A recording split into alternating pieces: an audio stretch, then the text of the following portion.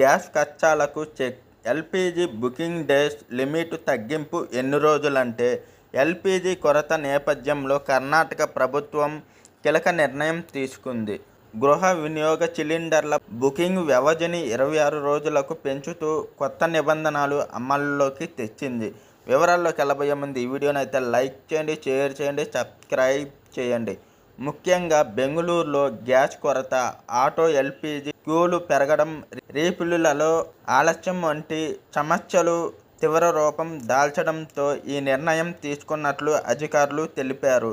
తాజా మార్గదర్శకాల ప్రకారం 14.2 కిలోలతో 10 కిలోల, 5 కిలోల గృహ సిలిండర్లను తిరిగి బుక్ చేసుకోవాలంటే కనీసం 26 రోజుల వ్యవధి తప్పనిసరి.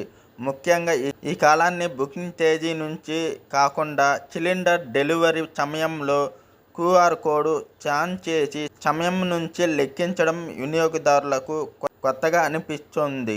దీంతో చాలామంది వినియోగదారులు బుకింగ్ సమయంలో రీఫిల్ నాట్ అలౌడ్ లేదా టెక్నికల్ ఎర్రర్ వంటి సందేశాలను ఎదుర్కొంటున్నారు. అయితే 19 కిలోల వాణిజ్య సిలిండర్ల సరఫరా మాత్రం డిమాండ్, లభ్యత ఆధారంగా కొనసాగుతుంది. హోటళ్లు, వ్యాపార సంస్థలకు కొంతవరకు సరఫరా మెరుగుపడుతున్నప్పటికీ ఆటో డ్రైవర్లు తీవ్ర ఇబ్బందులు ఎదుర్కొంటున్నారు. ఎల్పీజీ బంకుల వద్ద భారీ క్యూలు, కొన్ని చోట్ల తాత్కాలిక మూసివేతలు కూడా నమోదవుతున్నాయి. ఈ పరిస్థితిపై కర్ణాటక మంత్రులు కృష్ణ బైరే గౌడ, జినేష్ గౌడరావు కేంద్ర ప్రభుత్వ జోక్యం కోరారు. గ్యాస్ కొరతపై ఇప్పటికే న్యూఢిల్లీకి పలు నివేదికలు పంపినప్పటికీ స్పష్టమైన స్పందన రాలేదని తెలిపారు. ఇక హవేరీలో గ్యాసు ఏజెన్సీ వద్ద జరిగిన గొడవ హింసాత్మకంగా మారి 2 గాయపడిన ఘటన పరిస్థితి తీవ్రతను సూచిస్తుంది.